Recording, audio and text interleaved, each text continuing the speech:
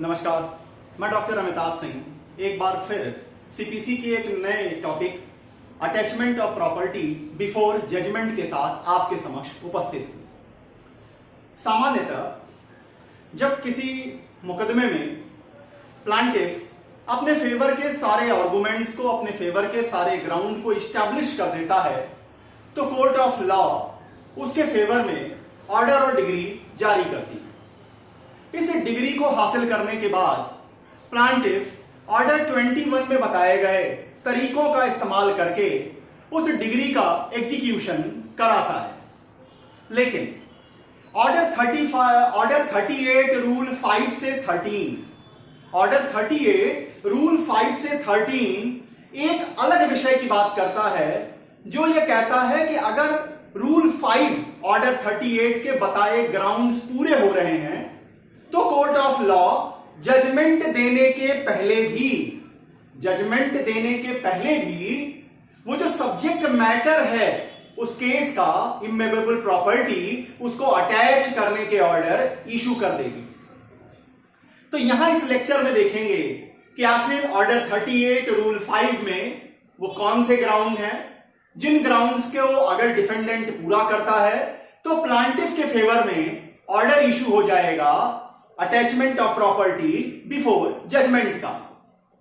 इस ऑर्डर को पूरा करने के लिए, इस ऑर्डर को जारी करने के लिए क्या कोर्ट्स कुछ प्रिंसिपल्स हैं जिनको पहले फुलफिल करेंगी, उनको देखेंगी, शर्तों के पूरा होने पर ही ये ऑर्डर इशू होंगे। इसके बाद आखिर ये ऑर्डर इशू करने का प्रोसेस क्या होगा, क्या डिफेंडेंट को सुनवाई का मौका देंगे, आखिर जब वो कोर्ट ऑफ लॉ के सामने आएगा उससे क्या डिमांड रखेंगे।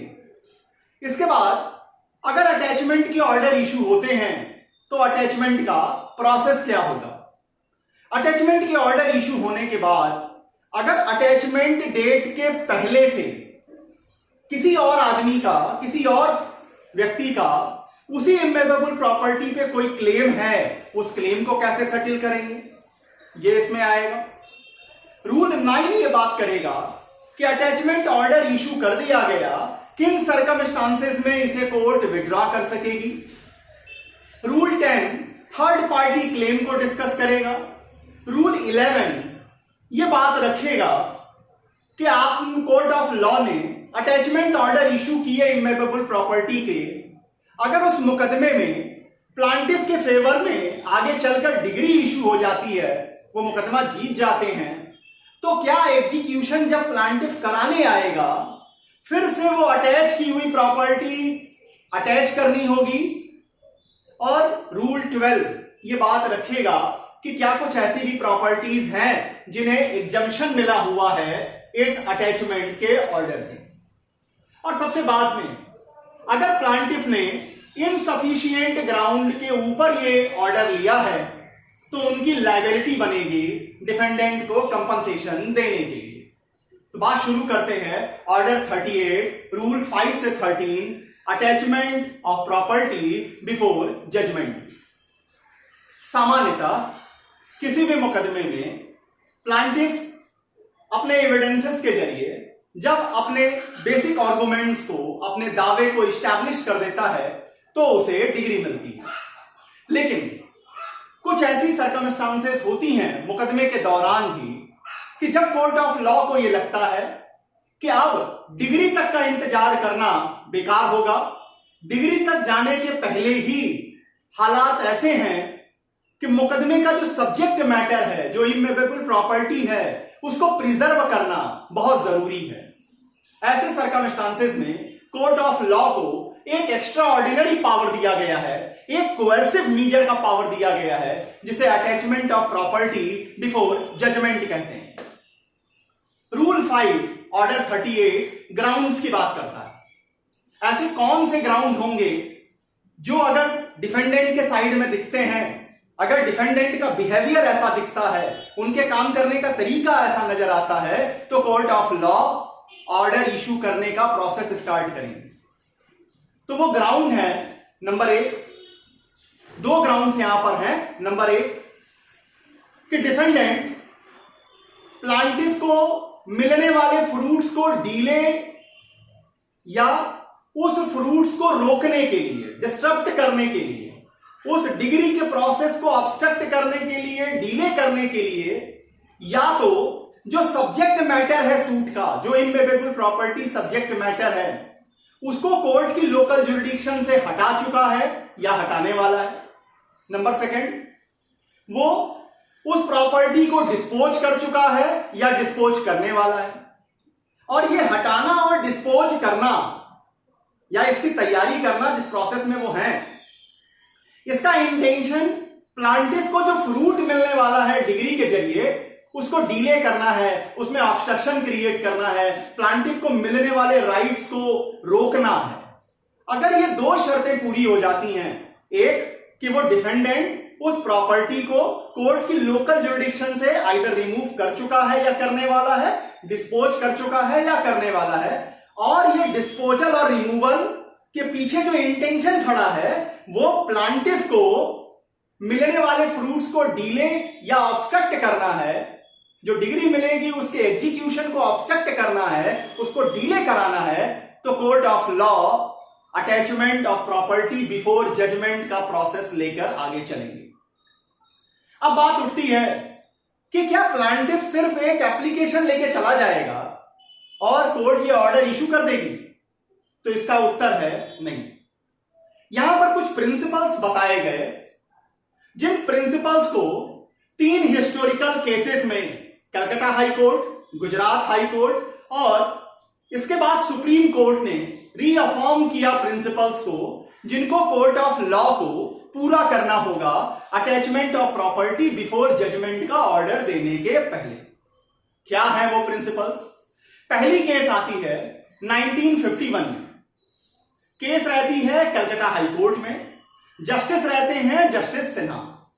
केस का नाम है प्रेमराज वर्सेस मैनाक गाजी। प्रेमराज वर्सेस मैनाक गाजी के केस में जस्टिस सिन्हा ने attachment of property before judgment order 38 rule 5 से 13 को इलोबरेट तरीके से समझाया है। उन्होंने कहा, नंबर 1, ये एक एक्स्ट्रा ऑर्डिनरी पावर है, ये एक कोएर्सिव मीजर का पावर है, इसका इस्तेमाल कॉशियसली करना होगा। नंबर 2, प्लांटिफ मुकदमे के दौरान किसी भी समय, चाहे वो समय अभी प्लेंट केवल फाइल हुआ है, एक्सेप्ट हुआ है, सम्मन इशू भी नहीं हुए हैं, रिटन स्टेटमेंट भी नहीं आए हैं, या बहस हो गई है, जजमेंट अभी आना बाकी है, कोई भी स्टेज हो, प्लांटिफ आइदर एफिडेविट से या बिना एफिडेविट के भी एप्लीकेशन पर कोर्ट को अगर ग्राउंड सेटिस्फाई कर दें तो ये ऑर्डर इशू किए जा सकते हैं। लेकिन यहां प्लांटिफ को एक बात अपने एप्लीकेशन में क्लियर करनी होगी। वो क्या? कि प्लांटिफ के सोर्स ऑफ इंफॉर्मेशन क्या है, प्लांटिफ के सोर्स ऑफ इंफॉर्मेशन क्या है, उन्हें कैसे पता चला कि डिफेंडेंट उस डिस्प्यूटेड सब्जेक्ट मैटर प्रॉपर्टी को कोर्ट की लोकल जुरिडिक्शन से हटा रहा है या हटा चुका है, डिस्पोज कर रहा है या कर चुका है, और उसका इंटेंशन इनको डिले करने का है, प्लांटिफ के फ्रूट्स को डिले करने का है। इसका कारण यह कि डिफेंडेंट अगर ऐसा कर भी रहा होगा तो वो प्लांटिफ को बता के तो करेगा नहीं। तो अगर प्लांटिफ को यह चीज पता चली तो कहां से पता चली, सोर्स ऑफ इंफॉर्मेशन क्या है, और जिसने इंफॉर्मेशन दी है उसकी रिलायबिलिटी कितनी है? क्योंकि सोसाइटी में ऐसे बहुत सारे लोग हैं जो अगर दो लोगों के बीच के डिस्प्यूट है तो उसमें वे घी का काम करते हैं, उस आग को बढ़ाने का काम करते हैं। और अगर प्लांटिफ उतने मजबूत माइंडसेट का आदमी नहीं हुआ तो कोई भी आके समझा गया कि मिस्टर एक्स जो कि डिफेंडेंट है वो अपनी प्रॉपर्टी हटा रहे हैं, वो अपनी प्रॉपर्टी का सेल ऑफ कर रहे हैं, मैंने देखा कि वो अपनी प्रॉपर्टी के संबंध में 4 लोगों से बातचीत कर रहे हैं, तो प्लांटिफ पागल हो जाएगा। ऐसे सर्कमस्टांसेस के लिए ही जस्टिस सिन्हा ने कहा कि आपको सोर्स ऑफ इंफॉर्मेशन, उसकी रिलायबिलिटी कोर्ट को बतानी होगी और उसकी रिलायबिलिटी को कोर्ट चेक कर लेगी। जस्टिस सिन्हा कहते हैं नंबर 3 कि डिफेंडेंट के ऊपर आपने केस किया है, एक मुकदमा है इमूवेबल प्रॉपर्टी को लेकर, इसका यह मतलब नहीं है कि डिफेंडेंट को उसकी प्रॉपर्टी के संबंध में मिलने वाले वो राइट्स जो कि ट्रांसफर ऑफ प्रॉपर्टी एक्ट में है, सेल करने का, मॉर्गेज करने का, लीज करने का, उसको गिफ्ट देने का, इसके ऊपर कोई रिस्ट्रिक्शन आपने लगा दिया है। इसका मतलब अगर मान लीजिए डिफेंडेंट के सामने फाइनेंशियल क्रंच की पोजीशन, फाइनेंशियल स्कार्सिटी उसके सामने खड़ी है, उसके घर में उसके सिस्टर की शादी होनी, उसको अपनी बिटिया की शादी करनी, कोई मेडिकल इमरजेंसी, और इन कारणों से वो अपनी प्रॉपर्टी का एक छोटा पोर्शन सेल ऑफ कर रहा है अपनी फाइनेंशियल लायबिलिटीज को पूरा करने के लिए, तो क्या इसलिए उसको मना कर दिया जाएगा कि प्लांटिफ ने केस फाइल कर रखा है? जस्टिस सिन्हा कहते हैं कि अगर उसके द्वारा किया जा रहा सेल ऑफ, उसके द्वारा किया जा रहा ट्रांजैक्शन बहुत इंपॉर्टेंट नहीं है, इंपॉर्टेंट है ट्रांजैक्शन के पीछे का इंटेंशन। अगर इंटेंशन है फाइनेंशियल स्कार्सिटी को पूरा करना, अपनी फाइनेंशियल लायबिलिटी को पूरा करना, तो उस पर कोई रिस्ट्रिक्शन नहीं है। नंबर 4, वहीं दूसरी ओर जस्टिस सिन्हा कहते हैं लेकिन अगर डिफेंडेंट एक एक करके सारी प्रॉपर्टीज को धीरे धीरे कोर्ट की लोकल ज्यूरिडिक्शन से रिमूव कर रहा है, डिस्पोज कर रहा है, और कहीं और प्रॉपर्टीज को खरीद रहा है, भारत के बाहर खरीद रहा है या कोर्ट की लोकल ज्यूरिडिक्शन के बाहर खरीद रहा है, तो ये इन्फरेंस किया जाएगा कि ये रिमूवल या डिस्पोजल के पीछे जो इंटेंशन है वो प्लांटिफ के इंटरेस्ट को डिफीट करने का है, उसको डिले करने का। नंबर 5 पॉइंट जस्टिस सिन्हा कहते हैं कि डिफेंडेंट मान लीजिए कोई बिजनेस करता है और प्लांटिफ ने केस फाइल की, केस फाइल होने के बाद कुछ दिन बाद डिफेंडेंट अपने बिजनेस को वाइंडिंग अप प्रोसेस में डाल देता है, तो सिर्फ उसने अपने बिजनेस को वाइंडिंग अप प्रोसेस में डाल दिया, इस कारण से प्लांटिफ को यह राइट नहीं मिल जाएगा कि वो अटैचमेंट ऑफ प्रॉपर्टी का ऑर्डर मांगने के लिए कोर्ट ऑफ लॉ के सामने आ जाए, जब तक कि वो इंटेंशन न क्लियर करें कि इस वाइंडिंग अप का जो इंटेंशन है वो कहीं ना कहीं प्लांटिफ को मिलने वाले फ्रूट्स को डिफीट या डिले करने का है। जस्टिस सिन्हा नंबर 6 पॉइंट कहते हैं कि ये एक एक्स्ट्रा ऑर्डिनरी पावर है, इसका सामान्य मामलों में इस्तेमाल नहीं किया जाएगा, और जब तक कोर्ट ये समाधान न कर लें, अब बात उठती है कि समाधान कैसे करेंगे, तो जस्टिस सिन्हा कहते हैं कि इसका समाधान बिल्कुल फैक्ट के समाधान की तरह करना होगा। प्लांटिफ को ऐसे एविडेंसेस दिखाने पड़ेंगे, ऐसे एविडेंसेस लाने पड़ेंगे कोर्ट के सामने कि कोर्ट सेटिस्फाई हो जाए कि रूल 5 के बताए गए ग्राउंड पूरे होंगे। इसके बाद 1980 में गुजरात हाई कोर्ट में चीफ जस्टिस डॉसन मिलर बैठते हैं, केस आती है भारत टोबैको लिमिटेड वर्सेस मौला साहब की। इस मुकदमे में जस्टिस डॉसन मिलर ने जस्टिस सिन्हा के जो प्रिंसिपल्स बताए उनको अफर्म भी किया, उनसे अपनी कंसेंट भी दी, और साथ में एक और पॉइंट जोड़ा कि रूल 5 से 13 ऑर्डर 38 का दिया गया कोर्ट को पावर इस तरह से इस्तेमाल होना चाहिए कि प्लांटिफ के हाथ में यह पावर वीपन की तरह न दिखाई दे। क्यों? डॉसन मिलर ने कहा कि जब किसी मुकदमे के दौरान डिसीजन और डिग्री आने के पहले कोर्ट ऑफ लॉ अटैचमेंट के ऑर्डर इशू करती है, तो डिफेंडेंट बिना केस हारे भी सब कुछ हार चुका होता है। कहना क्या चाहते हैं डॉसन मिलर? डॉसन मिलर यह कहना चाहते हैं कि अभी प्लांटिफ ने अपनी चीजों को एस्टैब्लिश नहीं किया और कोर्ट ऑफ लॉ ने अटैचमेंट के ऑर्डर इशू कर दिए, तो डिफेंडेंट जिस सोसाइटी में रहता है उसका जो नेम है, फेम है, रेपुटेशन है, वो सारी चीजें इस अटैचमेंट ऑर्डर के साथ ही खत्म हो जाती हैं। और 5 साल बाद, 6 साल बाद, कुछ समय बाद, जितने भी समय कोर्ट को लगे, अगर डिफेंडेंट मुकदमा जीत जाए तो ठीक है कि आप कंपनसेशन दिला देंगे, लेकिन कोई भी पेक्यूनरी कंपनसेशन डिफेंडेंट को हुए नुकसान को, जो उसकी रेपुटेशन को होगा, नेम को होगा, फेम को होगा, उसके सोशल स्टेटस को होगा, कंपनसेट नहीं कर पाएंगी। इसलिए बहुत एक्स्ट्रा कॉशस लेने के बाद, जब तक कोर्ट बिल्कुल समाधान न हो जाए रूल 5 के ग्राउंड्स को लेकर, तब तक इस शक्ति का इस्तेमाल नहीं करना चाहिए। इस शक्ति का इस्तेमाल कोर्ट ऐसे न करें कि प्लांटिफ के हाथ में यह पावर एक वीपन के रूप में दिखाई दे। इन दोनों ही जजमेंट्स को सुप्रीम कोर्ट ने सरदार गोविंद राव वर्सेस देवी सहाय के केस में 1982 में अपनी मुहर लगाई, अपनी कंसेंट दी, अपनी अफर्मेशन दी।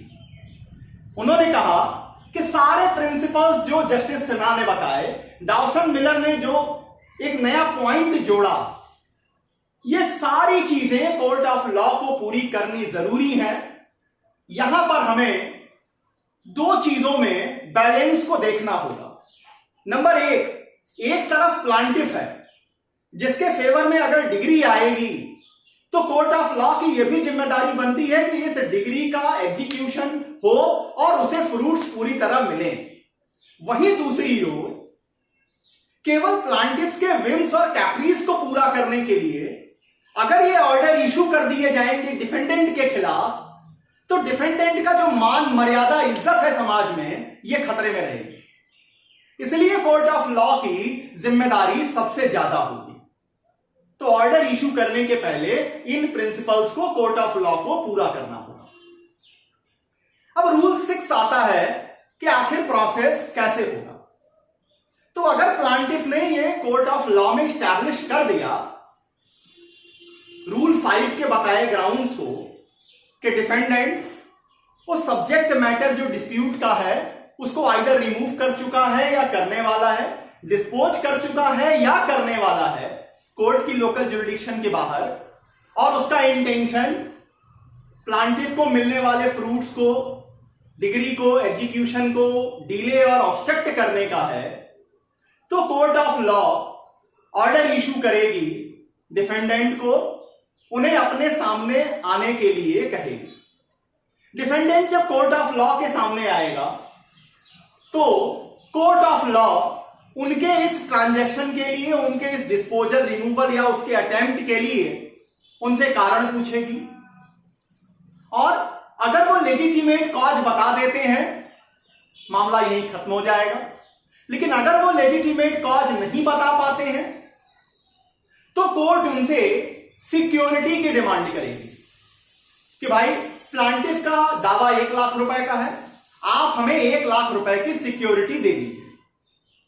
अगर डिफेंडेंट लेजिटिमेट कारण भी नहीं बता पाता, सिक्योरिटी भी नहीं दे पाता, ऐसे सर्कमस्टांस में court of law attachment of property before judgment के ऑर्डर इशू करेंगे। अब बात आएगी कि आखिर रूल 7 इस बात को डिस्कस करेगा कि अटैचमेंट कैसे किया जाए।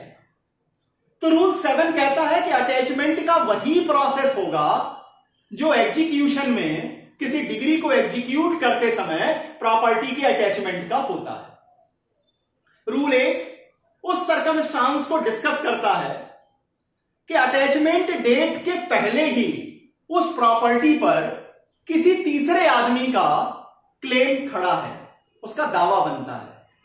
तो रूल 8 कहता है कि उसके दावे पे कहीं दिक्कत नहीं है, उसका केस, उसका क्लेम सेटल किया जाएगा, उसमें कहीं प्रॉब्लम नहीं आएगी अटैचमेंट से। रूल 9 दो सर्कमस्टांसेस की बात करता है जब कोर्ट अपने इस ऑर्डर को विड्रॉ कर लेंगे। नंबर 1, जब डिफेंडेंट सिक्योरिटी मनी जमा कर दे। क्या मतलब? मान लीजिए आज 30 अप्रैल है, आज के दिन मिस्टर वाई के खिलाफ अटैचमेंट के ऑर्डर इशू किए गए क्योंकि उन्होंने सिक्योरिटी नहीं जमा की। लेकिन 15-20 मई जाते जाते 20 मई को मिस्टर एक्स ने कोर्ट में लाकर सिक्योरिटी अमाउंट जमा कर दिया। तो जब कोर्ट में सिक्योरिटी अमाउंट जमा हो जाएंगे तो कोर्ट अपना पहले का दिया अटैचमेंट का ऑर्डर विड्रॉ कर लेगी। नंबर 2, अगर प्लांटिफ का केस ही डिसमिस हो जाए तब भी कोर्ट अटैचमेंट ऑर्डर विड्रॉ कर लेंगे, क्योंकि जब प्लांटिफ का क्लेम ही खत्म हो गया, वो सूट ही डिसमिस हो गया, तो प्रॉपर्टी अटैचमेंट का कोई मतलब नहीं बनता है।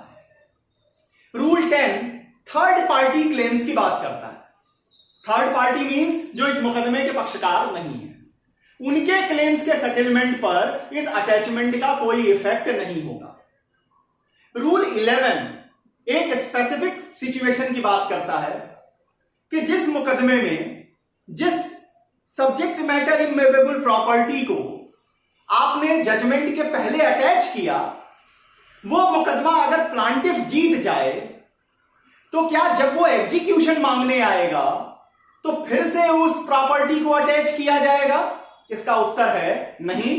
एक बार अटैच हो चुकी है प्रॉपर्टी, उसको फिर से अटैच करने का प्रोसेस नहीं चलाएंगे। और रूल 12 उन प्रॉपर्टीज के बारे में बात करता है जिनको अटैचमेंट से एग्जम्पशन हो। सेक्शन नंबर 60 से 62 सीपीसी कुछ प्रॉपर्टीज के बारे में बताता है, कुछ कंडीशंस बताता है जिसमें कभी कभी सैलरी भी, कभी मिलने वाला पेंशन भी, ये सारी चीजें एग्जम्प्टेड होती हैं अटैचमेंट ऑर्डर से। वहीं रूल 62 सेक्शन 62 को अगर देखें तो वो कहता है कि मान लीजिए कोई एग्रीकल्चरल प्रोड्यूस है, तो एग्रीकल्चरल प्रोड्यूस का उतना पोर्शन जितना उस एग्रीकल्चरिस्ट को साल भर उसको और उसके फैमिली के खाने के लिए चाहिए और अगले साल बुआई के पर्पस से चाहिए, वो सारा पोर्शन एग्जम्प्टेड होगा किसी भी अटैचमेंट ऑर्डर से। अब बात आती है कि सारी सावधानी कोर्ट को बरतनी है, लेकिन मान लेते हैं कि मिस्टेक हो जाती है और प्लांटिफ इनसफिशिएंट ग्राउंड पर अटैचमेंट के ऑर्डर इशू करा देता है और कोर्ट को आगे ये समझ में आ जाता है कि अटैचमेंट के ऑर्डर इशू करने के उतने सुटेबल ग्राउंड्स नहीं थे प्लांटिफ के फेवर में, तो प्लांटिफ रिस्पॉन्सिबल होगा, लायबल होगा डिफेंडेंट को अप टू 50,000 रुपीज कंपनसेशन देने के लिए। लेकिन मेरा यह व्यक्तिगत मानना है कि 50,000 रुपए छोड़ दीजिए, आप 5 लाख रुपए का भी कंपनसेशन दिला दीजिए। ऐसे सर्कमस्टांस में डिफेंडेंट को जो नुकसान हो चुका होगा, उसके नेम का, फेम का, रेपुटेशन का, उसको आपका पेक्यूनरी कंपनसेशन कभी कंपनसेट नहीं कर सकता। इसलिए इस एक्स्ट्रा ऑर्डिनरी पावर का इस्तेमाल कोर्ट को बहुत कम से कम मामलों में सिर्फ वही करना चाहिए जहां पर इसकी नितांत जरूरत है, सिर्फ इसलिए कि सिक्योरिटी लेने में कोई हर्ज नहीं है, या इस कारण से कि प्लांटिफ थोड़ा सेटिस्फाइड होगा, या इस कारण से कि इसमें किसी तरीके की परेशानी नहीं है, यह ऑर्डर इशू नहीं किए जाने चाहिए। इतनी बातें ऑर्डर 38 रूल 5 से 13 attachment of property before judgment के बारे में मैंने आपके सामने रखी। उम्मीद करता हूं टॉपिक को समझाने में मैं सफल रहा। अगर आपको यह वीडियो पसंद आ रहा है, इसे लाइक करें, शेयर करें, और आप इस चैनल पे अगर नए हैं तो सब्सक्रिप्शन करें। हर हफ्ते सोमवार से शुक्रवार लॉ के एक नए टॉपिक के साथ आपके बीच में उपस्थित रहूंगा। अगला टॉपिक जो आपके सामने लेकर आऊंगा वो टेम्पररी इंजंक्शन को लेकर के है। ऑर्डर 39 रूल 1 से 5 टेम्पररी इंजंक्शन कब इशू किए जाएंगे, टेम्पररी इंजंक्शन क्या एक्स पार्टी भी इशू किए जाएंगे, इशू करने के पहले वो कौन से प्रिंसिपल्स हैं जिनको कोर्ट्स को फॉलो करना होगा, और अगर पार्टी जिसके खिलाफ टेम्पररी इंजंक्शन दिए गए वो उसका वायलेशन करें तो उनकी लायबिलिटी क्या होगी। इन सारी बातों को और रूल 6 से 10 में इंटरलॉक्यूटरी ऑर्डर कब इशू किए जाएंगे, क्या होते हैं इंटरलॉक्यूटरी ऑर्डर, इन बातों को लेकर अगला लेक्चर आपके सामने उपस्थित होगा। तब तक के लिए बहुत बहुत धन्यवाद। नमस्कार।